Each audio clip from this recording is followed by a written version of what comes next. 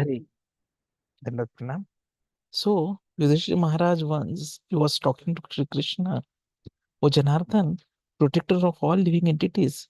Please tell me the name of Ekadashi that occurs during the dark fortnight of the month of Bhadrapada. The Supreme Lord Shri Krishna then replied, O king, hear me attentively. The name of this sin removing sacred Ekadashi is Aja. Any person who fasts completely on this day and worships Hrishikesh, the master of senses, becomes free of all reactions to his sins. Everyone who simply hears about this Ekadashi is freed from his past sins. O king, there is no better day than this in all the earthly and heavenly worlds. This is true without a doubt. There once lived a famous king named Harishchandra, who was the emperor of the world and a person of great truth and integrity. His wife's name was Chandramati, and he had a same son named LohitAshva.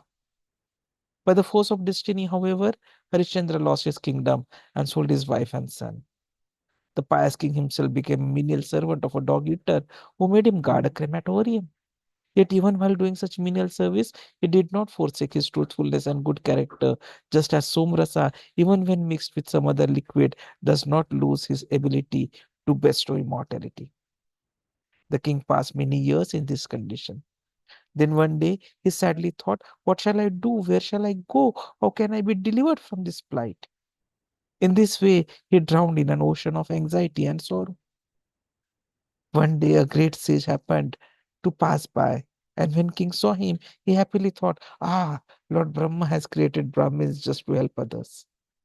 So Harishchandra paid his respectful obeisances to the sage, whose name was Gautam Muni. With joined palms, the king stood before Gautam Muni and narrated his pitiful story. Gautam Muni was astonished to hear the king's tale of woe. He thought, how has this mighty king been reduced to collecting clothes from the dead? Gautam Muni became very much compassionate towards Harishchandra and instructed him on the process of fasting for purification. Gautam Muni said, O king, during the dark fortnight of the month of Bhadrapada, there occurs an especially meritorious Ekadashi named Aja or Annada, which removes all sins. Indeed, this Ekadashi is so auspicious that if you simply fast on that day and perform no other austerity, all your sins will be nullified.